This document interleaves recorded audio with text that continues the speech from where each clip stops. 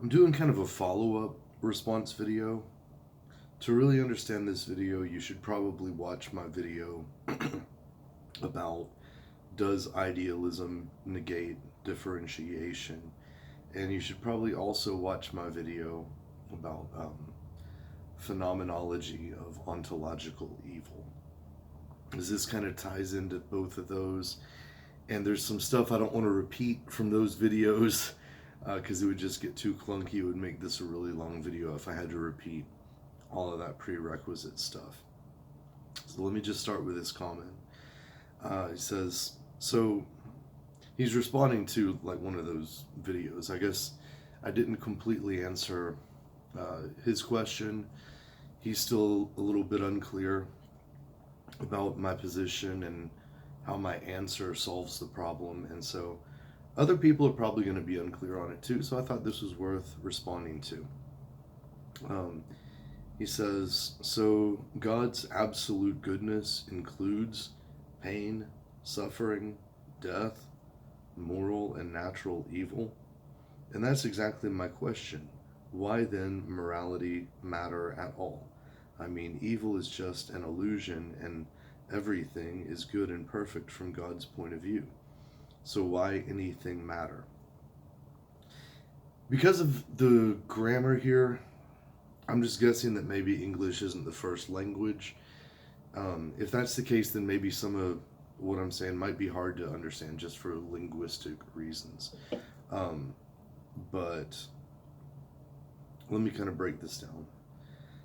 I think he got the impression from one of my last videos that I think he sees my position as being that God's absolute goodness includes pain, suffering, death, and moral evil. No. My contention is that God's absolute goodness, or his nature, his being, and his will exclude those things. They are abhorrent to him. Those things don't exist.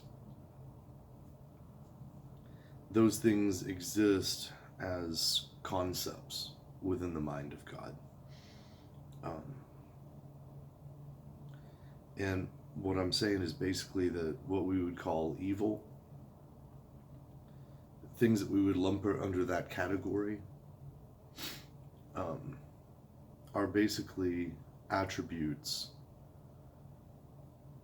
of God's not self, if that makes sense. Or like,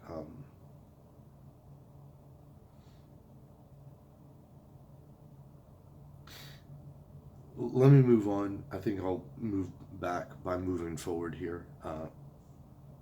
It says, then why does morality matter at all? Morality matters because morality, properly understood, and self-knowledge are identical. All right, so let me dive into what I mean by that. So Gnostics kind of interpret the story of Garden of Eden a little bit differently than fundamentalist Christians do. Most people who watch my channel are probably familiar with a more Gnostic interpretation of the Garden of Eden story. So I'm not going to rehash all that here.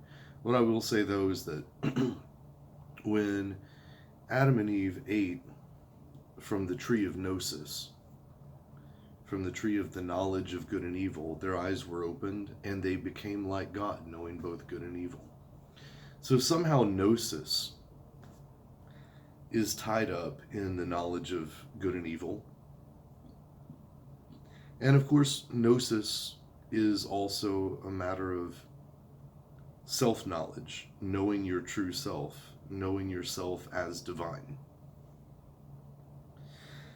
And so it seems that we're faced with a kind of identity. The knowledge of good and evil and the knowledge of self are somehow the same thing.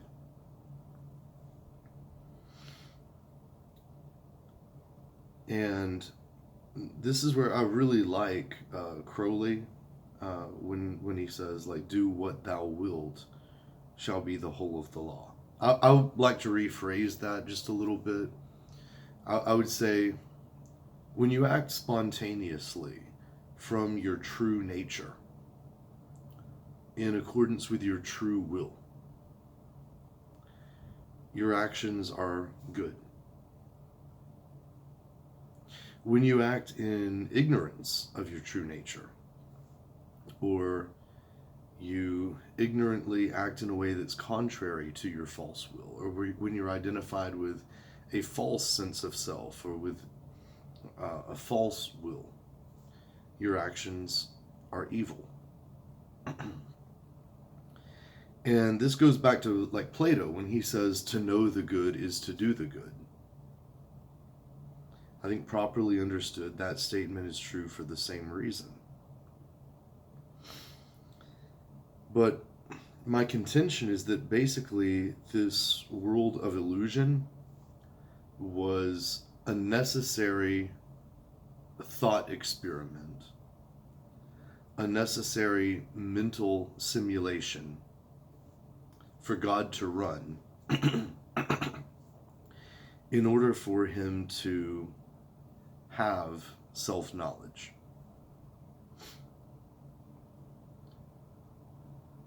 Because in order for God to have self-knowledge, I mean, there's two kinds of knowledge. I've said this before. There's experiential knowledge and there's conceptual knowledge, right? You can have a conceptual understanding of something, and you can have an experiential knowledge of that thing. You know, maybe through meditation, you know, someone might say you could arrive at kind of a experiential knowledge of self, of pure being, separated from any thought or experience, just the direct experience of self in its pure beingness or whatever, right? But, you know, the other half of knowledge, I think, is conceptual knowledge, and I think both are valid. But conceptual knowledge is analytic and synthetic, right? So we form concepts by putting together smaller concepts to form larger concepts. That's kind of like synthetic, right? We take this, and we form kind of a cognitive schema, or we form a theory, or, you know, and then we have more analytic knowledge where we try to understand something by splitting it into its parts. So even though God is one, as part of his analytic knowledge of himself, he conceptually and mentally divides himself into parts, right? It's like in psychology, you know, a Freudian might say that you have the superego, the ego, and the id. A Jungian might say that you have, you know, the shadow and the, you get what I'm saying? Those are kind of arbitrary divisions to some extent. Just like, I mean, for the purposes of keeping time, we divide a day into 24 hours. Could you divide that same period of time in which it takes the Earth to revolve on its axis into, 16 hours? Sure. Or some other unit? Sure, I guess you could. Just how many pizza, if you have a pizza, you can cut it into 8 slices, you can cut it into 6 slices. I guess you could cut it into 12 slices, or whatever you want to do, right? How many degrees are in a circle? You know, from a certain perspective, 360 is arbitrary, right? So it might be arbitrary. It's not real. God is one, but conceptually, for the sake of analytic thinking and understanding of himself, for the sake of self-knowledge, he divides himself into conceptual parts.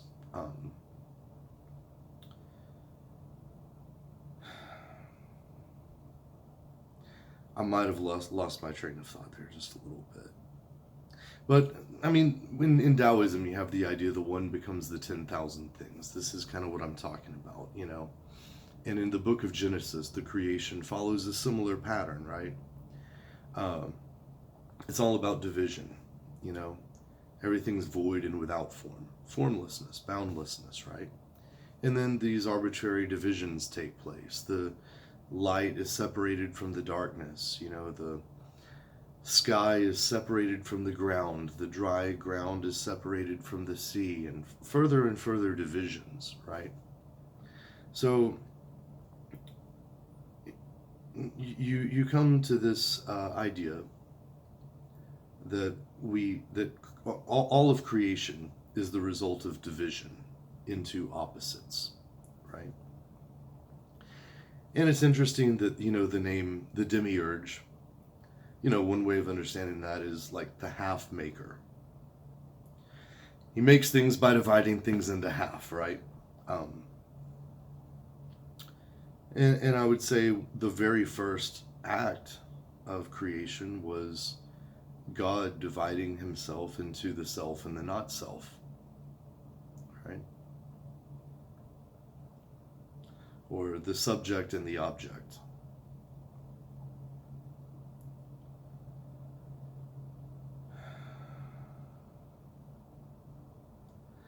But I might have gone on a little bit of a side tangent there. But the purpose of this construct, the purpose of this simulation, is to have a dream world where things that don't actually exist can exist and be experienced. Evil does not exist, but the conceptual the concept of the not self is given manifestation in this world. Um, and so a world of good and evil is created. Kind of like a dream is created. It is a simulation. It is a construct. It's not real. Evil only exists in this world of illusion, which only exists in the mind of God as part of his cognitive process of self-knowledge. And to know what the self is, you have to have some self-concept. It's necessary in order to form a self-concept to have a concept of otherness, to have a concept of not self. And what do you do if you're God or the monad, the one? You're all that is. There is no not self. How can you form a self-concept, right? So these two things are tied up in each other, right? And so the purpose of incarnation into this world of illusion is to be confronted with both self and not self, and to recognize one from the other. This is me, this is not me. This is my will, that is not my will. It's a false will that's kind of being imposed upon me, right? When you sin, when you violate your true will, you act in ignorance of your true self, and so you suffer. Of course you suffer. You are alienated from your true self. And so it's true that God doesn't send people to hell. They send themselves there. The wages of sin is death. Spiritual death. Death, I once heard a Christian pastor say, I'm not sure if this is based on some kind of Greek or something, but the understanding is that, you know, in a Christian sense, death is separation from God. So when the wages of sin is death is understood in kind of a Gnostic kind of context. Yeah, when you sin, in other words, when you act in ignorance of your true nature, your true will, which is the divine nature and the divine will, you become spiritually dead. You become associated with the false self, with the false will. And so you keep acting in ways that are not in accordance with your true will. So, of course, that's not going to make you happy. You're acting in a way that's contrary to your own nature. And, of course, that's going to result in suffering. You know, not just for you, but for other people as well, right? But, you know, someone is still going to say, well, okay, well, how could a good God create this evil construct or simulation or whatever? Well, when you dream, do you ever have nightmares? And that's about you kind of resolving like shadow content uh, in your own psyche, or, you know, maybe repressed aspects of yourself, or um, depending on your view of dreams and, you know, psychoanalysis or whatever, you can, you know, make of that what you will. But at the end of the day, no matter what you think about uh, um, psychology, when you're having a nightmare, that's being generated by your mind. Are you evil for creating this evil dream that's full of suffering and terror and all that? It's a dream. It's just a dream. Whatever the purpose of dreams is, it has some purpose. Um, I think it's something that's necessary to the health and growth of the psyche in some sense. I mean, we could discuss exactly what role it plays, I guess, but I would say even nightmares arise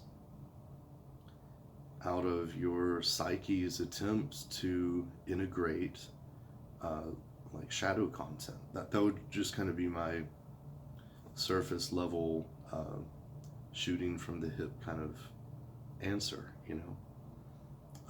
And I'm just saying, like, the suffering that appears to exist in this world, which doesn't actually exist, it only exists as something like a nightmare in the mind of God. It's kind of comparable. And there's a reason for this nightmare. And the reason for this nightmare is for God to know himself. He wouldn't really be God if he didn't know himself. Then he wouldn't be omniscient. He wouldn't be God, would he? So it's necessary.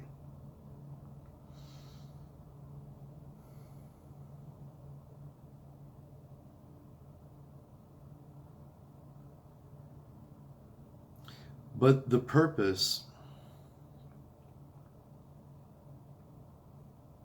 So why does morality matter, right?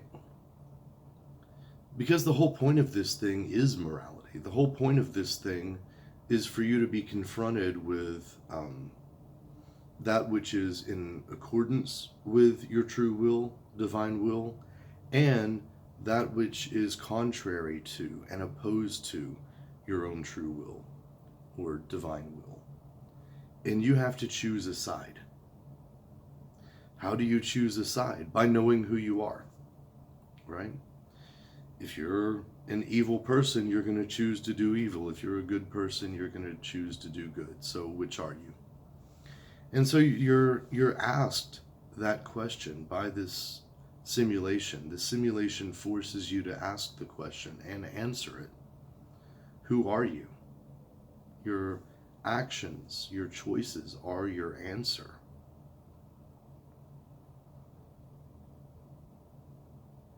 Now, who you are, whether you know it or not, is God.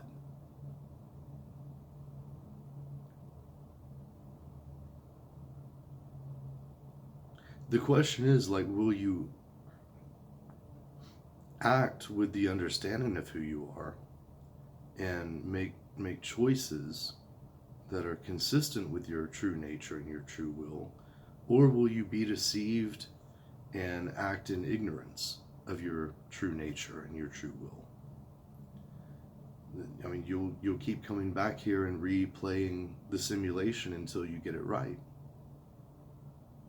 The only way out of the simulation is to arrive at the right answer. That's the point of this. So morality matters very much. That's the reason for all of this. That's why all of this matters. There's probably still some things that are going to be unclear there. But I'm going to leave it at that for now. Peace.